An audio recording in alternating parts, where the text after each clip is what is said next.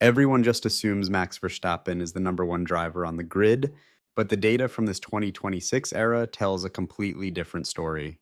Today, we are releasing the real top 30 ranking based on actual performance, not just past reputation. For years, the Formula One hierarchy was set in stone. You had Max at the top, and then you had everyone else fighting for scraps. But the 2026 technical regulations changed everything. The old rankings are officially obsolete. If you look at the winning percentage of Max lately, it has fallen off a cliff. It is a statistical anomaly that no one in the mainstream media is willing to talk about. To understand who is actually the best right now, we had to build something new. We developed the 2026 scoring system. This system ranks the 20 official drivers and the 10 rising stars waiting for a seat in the paddock. It strips away the advantage of having the best car and looks at raw efficiency, corner entry speeds, and throttle management. We are looking at how a driver performs when the machine fails them. The results are going to shock you. Some legends are plummeting, while some names you barely know are skyrocketing to the top of our list. Before we get to where Max actually sits on this list, we have to understand why those old numbers are totally useless in this new world of Formula One. The sport has entered a period of total chaos. The dominance we took for granted has evaporated. We are seeing champions finish in the midfield while rookies are stealing podiums. It is not just luck. It is a fundamental shift in how these cars need to be driven. The 2026 cars are heavier, they're more reliant on electrical power, and they are much harder to predict. If you're still using the 2023 or 2024 seasons as your baseline for who is the best, you're living in the past. We have spent hundreds of hours crunching the telemetry from every session this year. We have looked at the microsectors where time is truly gained and lost. This is the most comprehensive ranking ever created for the American audience. We're going to show you exactly why the landscape of the sport has shifted forever. Before we reveal the names, we need to talk about the context of this collapse. We need to talk about why the most dominant team in history is suddenly looking over its shoulder. Ranking a driver is about more than just looking at the championship standings. In 2026, when the Red Bull car is no longer an unbeatable monster, we finally see who is actually carrying their machine. The shift to the Red Bull Ford power unit was marketed as a new beginning for American fans, but behind the scenes it has become a technical nightmare. The power delivery is jagged, the hybrid system is failing to harvest energy correctly on the long straights. Most importantly, the team is clearly missing the design magic of Adrian Newey. Without Newey to balance the aerodynamics, the RB22 has become a nervous, twitchy car. It snaps in the high-speed corners, and it destroys its rear tires in just a few laps. Max is spending more energy fighting his own steering wheel than he is fighting his rivals on the track. We see him in the cockpit cams. His hands are constantly correcting, his inputs are desperate. This is not the calm, collected Max we saw 2 years ago. This is a man pushed to the absolute limit by a car that refuses to cooperate. The Ford partnership was supposed to be the crown jewel of the new regulations. It was supposed to bring American engineering muscle to the precision of the Milton Keynes factory. Instead, we are hearing reports of massive friction between the departments. The power unit is heavy, and the integration with the chassis is far from perfect. When Max asks for throttle, the engine hesitates for a microsecond before delivering a surge of torque that upsets the balance. In a sport where a thousandth of a second matters, that hesitation is an eternity. It ruins the rhythm of the driver, it makes it impossible to find a flow. Meanwhile, other teams have taken massive leaps forward. They have found ways to make their cars smoother and more predictable. They have built machines that support the driver instead of fighting them. This technical gap is the real reason the rankings have been turned upside down. On the other side of the garage, the young guns like Andrea Kimi Antonelli and Oscar Piastri are thriving. They are in cars that actually listen to their commands. Our telemetry shows that these rookies are putting up efficiency numbers that would make a veteran blush. They're carrying more speed through the apex, and they are getting back on the power earlier. It is a massive changing of the guard. The technical foundations of the sport have shifted under our feet, and the old guard is struggling to find their grip. We are seeing a generation of drivers who grew up on complex simulators, adapting to these new hybrid systems much faster than the established stars. They understand the software, they know how to manage the battery deployment with surgical precision. It is a new skill set for a new era. The veterans who relied on pure feel are finding themselves lost in a sea of data and unpredictable power delivery. If you find this shift in power as wild as I do, you belong in this conversation. We are building a community here for the fans who want to see the real data behind the drama. The truth is often hidden behind the PR statements and the glossy broadcasts. If you want to stay ahead of the curve and understand why your favorite driver is struggling or why a newcomer is suddenly winning, you're in the right place. We are diving deeper into the technical side of the sport than anyone else. Make sure you're along for the ride as we reveal the full list. Now, let us start with the bottom of the list, where the old legends are fading and the new challengers are finally making their mark. We're going to look at the positions 30 through 11, and I promise you there's at least one world champion in this group who you never expected to see this low. Most fans think Max is locked into Red Bull until 2028, but that is not what the fine print says. Our sources have confirmed a performance-based exit clause that is officially ticking down as we speak. This is the part of the story that the big networks are too afraid to touch, because it involves the legal machinery of the most powerful team in the world. The contract of Verstappen is not a simple document. It is a living, breathing thing that changes based on the results on the track. If Red Bull stays outside of the top 3 in the standings after the summer break, the Golden Boy is free to walk away for $0. No buyout, no legal battles, just a clean break. It is a nuclear option, and based on the current telemetry, Max is the one reaching for the button. Look at the GPS data from the recent sessions. He is pushing the car into areas where the engine is most likely to fail. He is not just looking for a lap time, he is looking for a failure report. Every time the car derates, it is another piece of evidence for his legal team to use. It sounds cold, but this is the high-stakes world of professional racing. You can see the panic in the eyes of Christian Horner during the leaked recordings of the technical meetings. He knows the clock is ticking. He is begging the engineers for a miracle because he knows that without Max, the brand of Red Bull loses its luster. The team is trying to put on a brave face, but the internal chaos is reaching a breaking point. Imagine the pressure on the mechanics. They're working 20-hour shifts to fix a car for a man who might already be halfway out the door. The tension is thick enough to cut with a knife. There's no more laughter in the motorhome. There's only the sound of data crunching and the silent realization that the greatest era in the history of the team is about to evaporate. Christian Horner has spent years building this empire, and now he's watching it crumble because of a few lines of text in a legal document.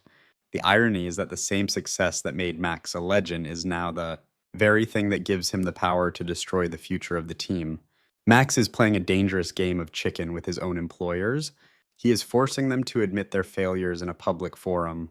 Every time he complains about the power unit on the radio, he is building his case for the FIA and the contract lawyers. He is documenting the decline in real time.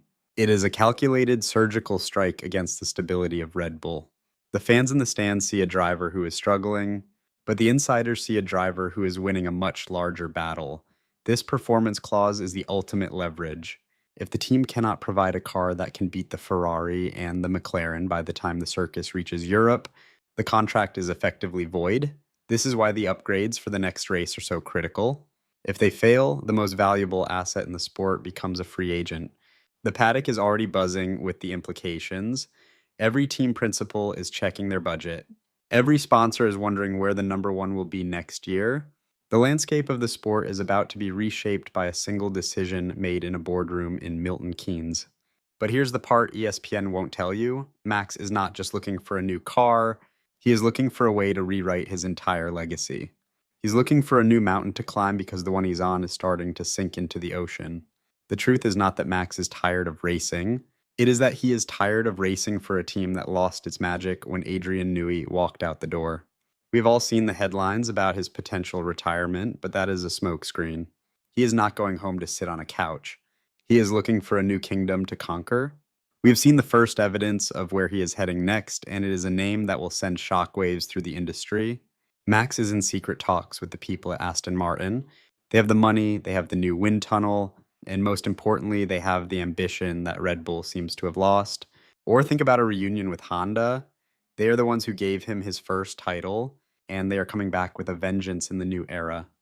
This is the biggest twist in the history of the sport, and we want to know what you think. Does this move to a new team make you respect Max more? Or do you think he should stay and fight for the legacy of Red Bull?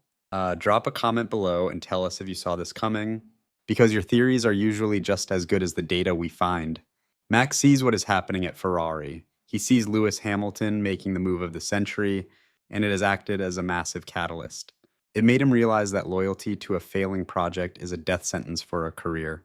Max is not looking for an easy win, he is looking for a rebirth. He wants to prove that he is the one who makes the car fast, not the other way around. If he can take a team like Aston Martin to the top, he moves past being a great driver and becomes an icon. The assumption that he is just looking for a break is a total misunderstanding of who Max Verstappen is. He is a winner, he needs the noise, he needs the speed, but he needs it on his own terms. Look at the way he is interacting with the other team principals. The handshakes are lasting a little longer. The conversations are happening in the open, not behind closed doors. He wants Red Bull to see him talking to the competition. He wants them to feel the pressure of his impending departure. It is a psychological war that he is winning lap by lap. He is showing them that he has options while they have none. The move of Lewis Hamilton to Ferrari changed the gravity of the paddock. It proved that no one is untouchable and no partnership is forever. Max realized that if the greatest driver of all time can leave Mercedes, then he can certainly leave a struggling Red Bull. The catalyst was the lack of transparency about the 2026 engine. Max asked for numbers and he got excuses. He asked for performance and he got promises. That was the moment he started looking at the exit signs. He is not just a driver, he is a brand, and a brand cannot be associated with a failing product. If he stays and finishes 5th or 6th for 2 years, his value drops. His legend fades. He knows that to stay at the top, he has to be in the best seat, even if that seat is in a car that is currently behind him on the grid. He is betting on the future, and he is betting against the team that made him. The strategy is clear: use the performance clause to break the contract. Wait for the highest bidder, rebuild the empire in new colors. It is the most ambitious plan we have ever seen from a driver in the prime of his life. He is not waiting for the decline to happen, he is jumping before the ship hits the iceberg. Don't believe us? The numbers from the last 3 practice sessions prove that Max is already driving like a man with one foot out the door. He is testing the limits of the rules, not the car. He is looking at the telemetry of his rivals more than his own. He is studying the landscape for his next big strike. Every lap he takes in the blue car is just a rehearsal for his next act. The countdown has started, and the world of F1 is about to witness a shift in power that no one is truly prepared for. Look at this graph. This is the definitive proof of the decline. We are looking at the telemetry from the 2026 Spanish Grand Prix, specifically turn 10. This is a heavy braking zone that leads into a complex technical section. In 2023, Max Verstappen was a master here. He would rotate the car with a single violent input and be back on the power before anyone else. But look at the white line representing the car of Max in 2026. It is jagged, it is hesitant. Compare that to the orange line of Lando Norris. The McLaren is a smooth curve of pure efficiency. Norris is carrying 5 miles per hour more through the apex while using 15% less battery deployment. This is not a matter of opinion, it is physics. The car of Max is fighting itself. Every time he tries to lean on the rear tires, the hybrid system delivers a surge of torque that the chassis cannot handle. It is like trying to perform surgery with a sledgehammer. The gap between Max and the rest of the pack in these slow corners has not just narrowed, it has completely vanished. In fact, the data shows that Max is now only the 7th fastest driver on the grid when it comes to technical cornering. The evidence of this struggle is not just on the screen, it is in the ears of the engineers. We have managed to verify reports from several sources inside the team of Red Bull regarding the post-race debriefs. In a closed-door meeting after the race in Miami, Max was heard describing the new power unit as a box of bolts. He was not being hyperbolic, he was describing the lack of harmony between the Ford combustion engine and the electric motors. He reportedly told the team that he cannot predict what the car will do when he hits the DRS zones. This is the ultimate nightmare for a driver who built his career on absolute confidence. When the trust between the driver and the machine breaks down, the lap times are the first thing to suffer. This friction is causing a massive ripple effect. The engineers are trying to soften the power delivery, but that just makes the car slower on the straights. It is a zero-sum game that Red Bull is losing. Max is trying to compensate by being even more aggressive on the brakes, but that just overheats the system faster. It is a perfect trap. The king is being held hostage by his own crown. But is there a way out, or are we looking at the final act of the Verstappen dominance? The proof is in the data, and the data is about to get even more specific as we compare the top 3 side by side. We have seen Jos Verstappen leaving the motorhome of Mercedes 3. Times this week, and that tells a story that no press release can cover. The family's looking for a way out because they know the current project is a dead end. The frustration is visible in every gesture. Every late night spent on a simulator is not just for fun, it is a search for the feeling of control that the real car no longer provides. If you put Max in the current Ferrari or the Aston Martin, our predictive model shows his ranking would jump back to number one instantly. He is still the most efficient driver in terms of pure input, but he's trapped in a seventh place machine. This gap between his talent and his reality is why the rumors of an exit are no longer just whispers. They're a loud, undeniable warning the truth is out. Max Verstappen has finally signaled that his time at Red Bull is coming to a close and the world of Formula One will never be the same. This is not an ending, it is the start of the most chaotic transfer season in history. We have crunched the numbers, analyzed the telemetry, and listened to the insiders. And after all of that, our new top 30 ranking has a new name at the summit. For the first time since 2021, Max Verstappen is not the number one driver in the world. That title now belongs to Lando Norris.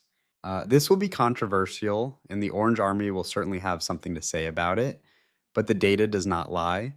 Norris is producing more with less. He is the new benchmark for efficiency and consistency in the 2026 era. Max is currently 28 years old. He has 3 world titles and nothing left to prove.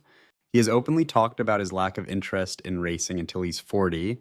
If Red Bull cannot give him a car that rewards his talent, we might be looking at the early retirement of the greatest talent of a generation. The identity of the sport itself is at stake. For years, Max has played the role of the ultimate villain for some and the hero for others. Losing him means losing the character that everyone tuned in to watch. The grid would lose its sharpest edge. The Orange Army might have to find a new hero sooner than they thought. Is this the end of the road for the dominance of Verstappen, or is this just the dark night before a new dawn with a different team? Is Max making the right choice by leaving his empire behind, or is he walking into a Ferrari-sized trap? Let us know in the comments because your perspective on this new era is what keeps the conversation going. If you want to stay ahead of the curve and see our full breakdown of the 2027 grid next week, join the community by subscribing right now. We will see you at the next Grand Prix.